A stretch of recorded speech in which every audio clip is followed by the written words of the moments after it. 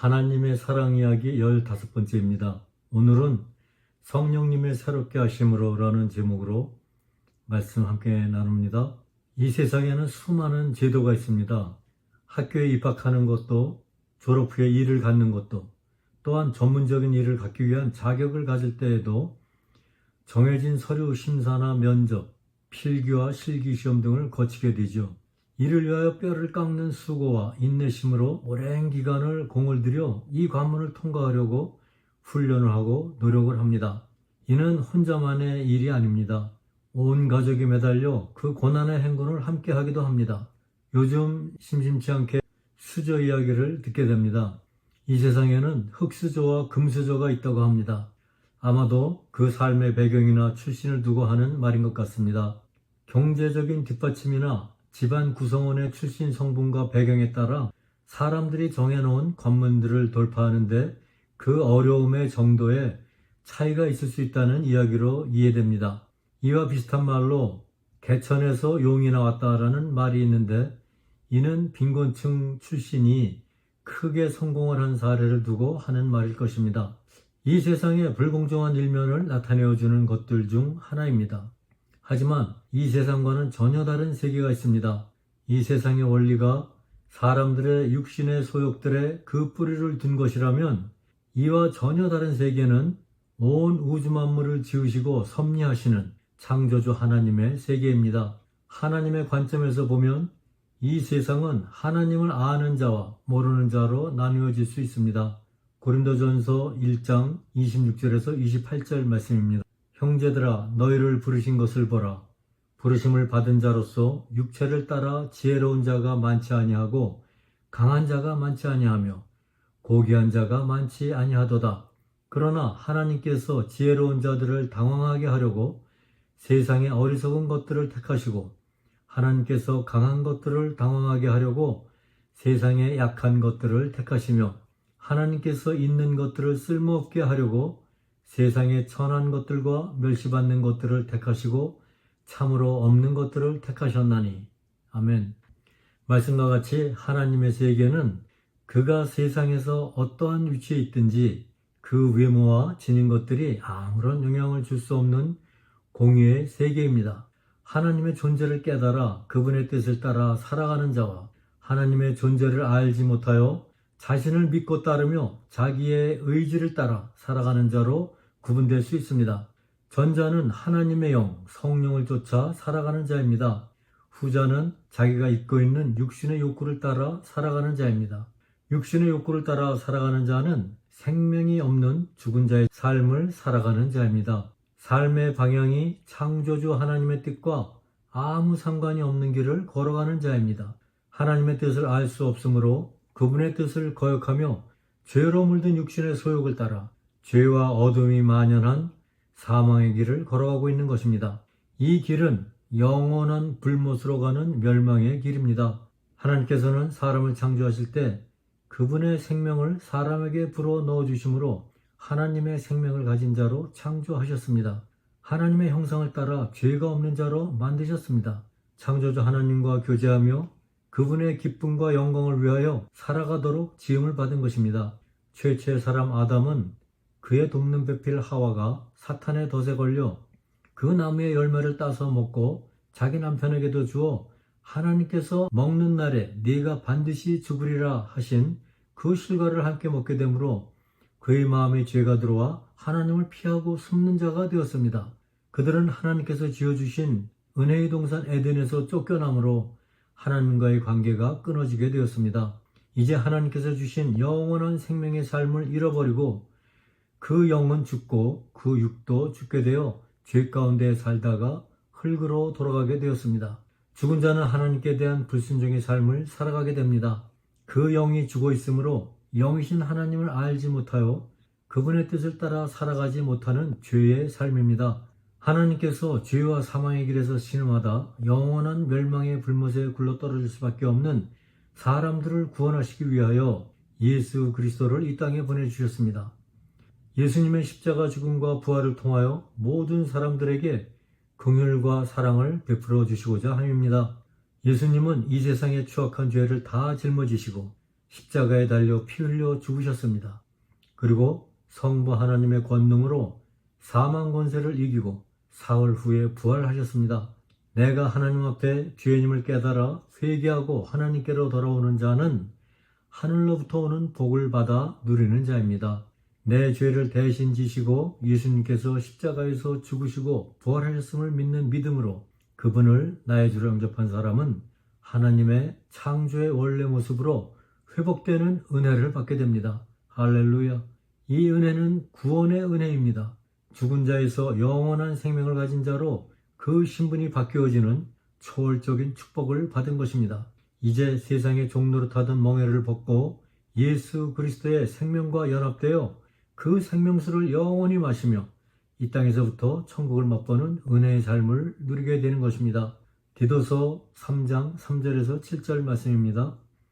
우리도 한때는 어리석고 불순종하며 속임을 당하고 여러 가지 정욕과 쾌락의 종이 되어 섬기며 악의와 시기 가운데 살고 증오하며 서로 미워하였으나 사람을 향한 우리의 구원자 하나님의 친절과 사랑이 나타난 뒤에 그분께서 우리를 구원하시되 우리가 행한 의로운 행위로 하지 아니하시고 오직 자신의 긍휼에 따라 다시 태어남의 씻음과 성령님의 새롭게 하심으로 하셨고 또 우리의 구원자 예수 그리스도를 통하여 우리에게 그 성령님을 풍성히 부어주셨으니 이것은 우리가 그분의 은혜로 의롭게 되어 영원한 생명의 소망에 따라 상속자가 되게 하려 하심이라. 아멘.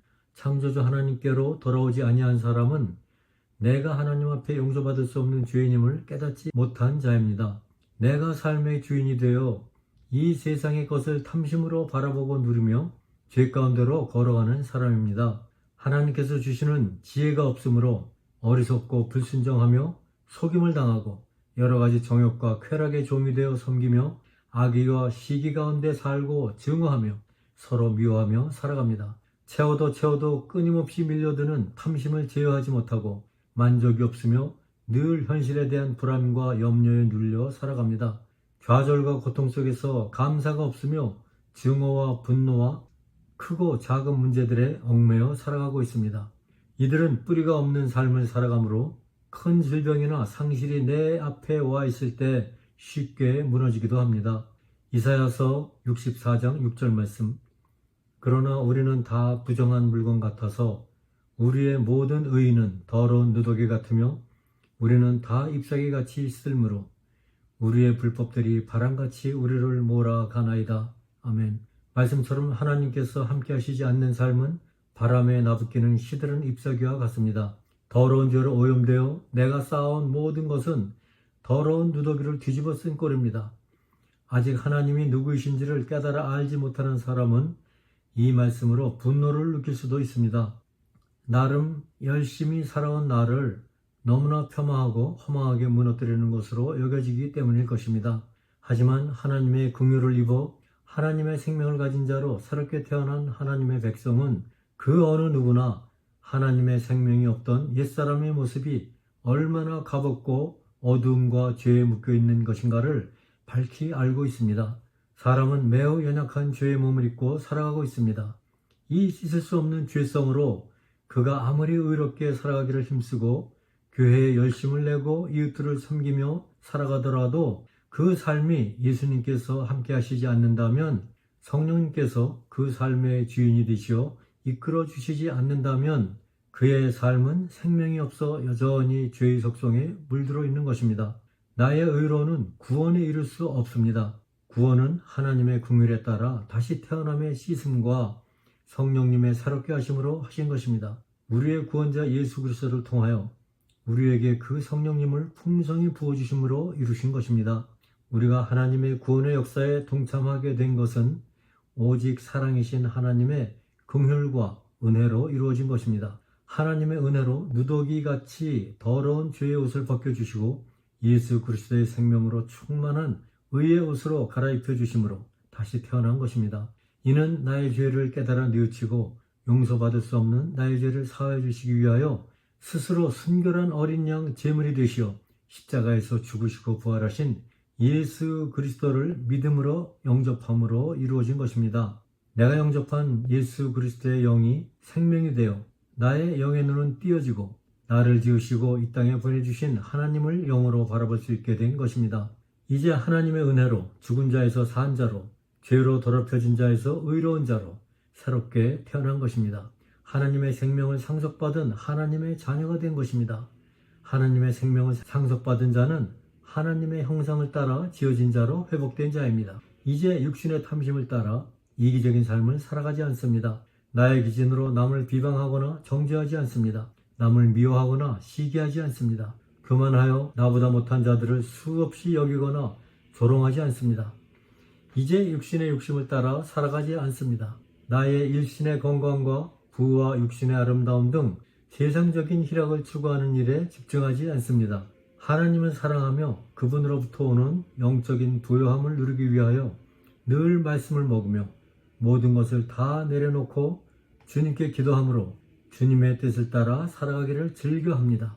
예수님 닮기를 원하며 주님 마음을 내게도 주옵소서를 부르짖으며 평안과 감사와 기쁨의 길로 나아갑니다. 하나님의 백성은 성령의 인도하심을 쫓아 살아가는 자입니다. 성령 충만, 은혜 충만을 구하며 하나님께서 입혀주신 의의 옷을 예수 그리스도의 이름으로 가꾸며 살아갑니다. 이 삶에 온유와 겸손과 섬김과 사랑이 있습니다. 하나님으로부터 오는 평강이 있습니다. 어떠한 환경에도 굴하지 않고 하나님을 사랑하고 이웃을 내 몸과 같이 사랑하는 승리의 삶입니다. 어둡고 죄로 오염된 이 세상에 한 줄기의 빛을 바라며 하나님의 영광과 기쁨을 위하여 살아가는 삶입니다. 이 삶은 하나님 나라와 그분의 의를 구하는 축복의 삶입니다.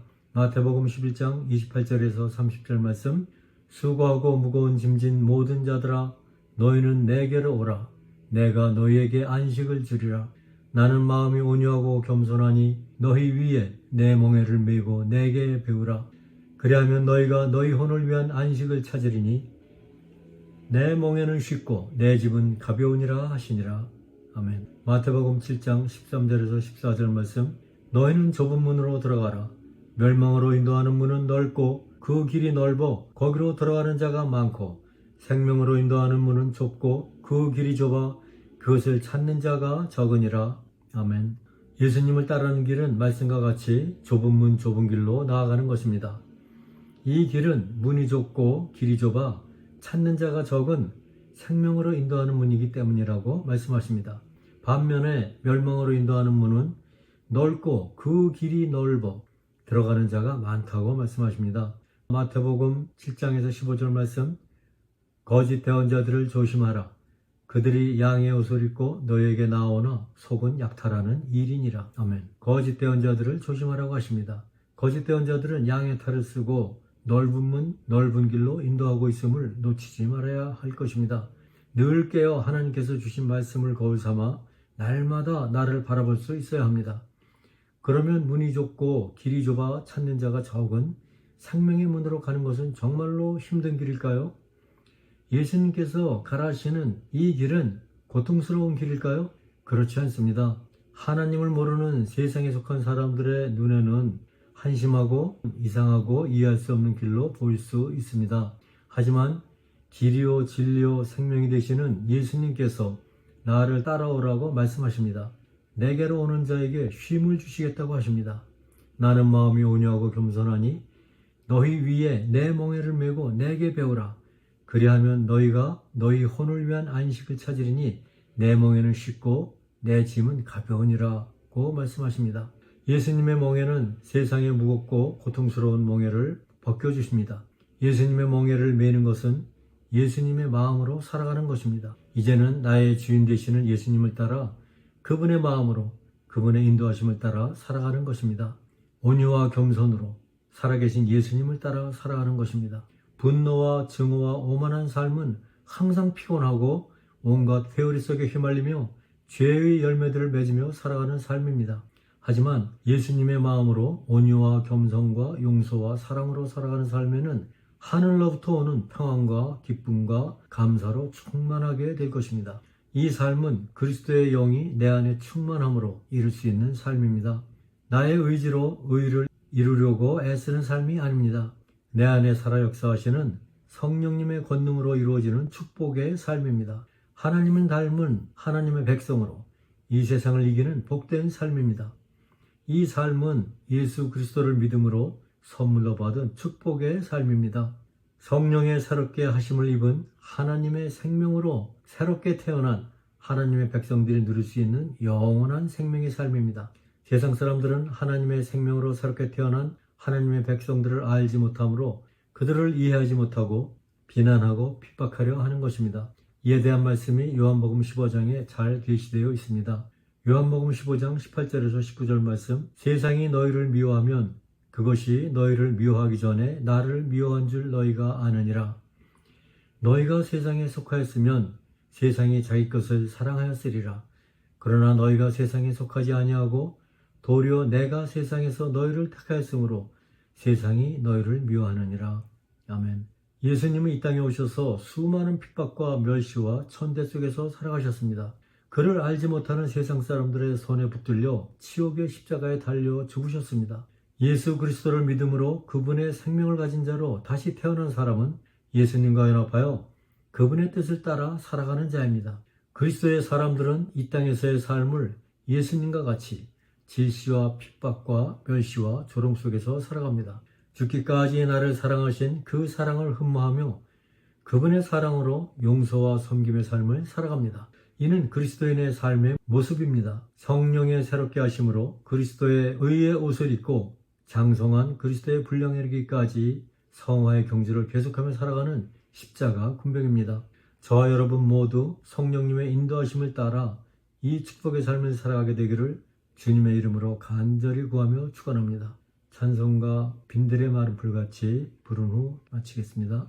빈들의 마른 풀같이 시들은 나의 영혼, 주님의 허락한 성령 간절히 기다리네. 가물어 메마른 땅에 단비를 내리시듯 성령의 단비를 부어 새 생명 주옵소서. 반가운 빗소리 들려 산천이 춤을 추네. 봄비로 내리는 성령 내게도 주옵소서. 가물어 메마른 땅에 단비를 내리시듯 성령의 단비를 부어 새 생명 주옵소서. 절 따라 우러를 내려 조목이 무성하니 갈급한 내 심령 위에 성령을 부으소서.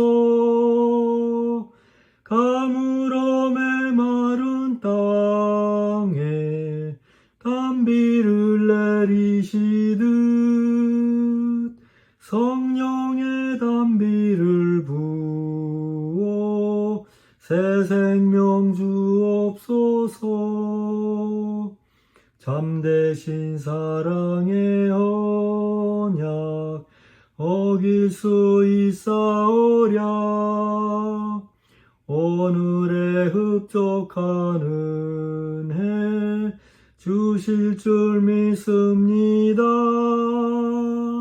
가물어 메마른 땅에 단비를 내리시듯 성령의 단비를 부어 새 생명 주옵소서.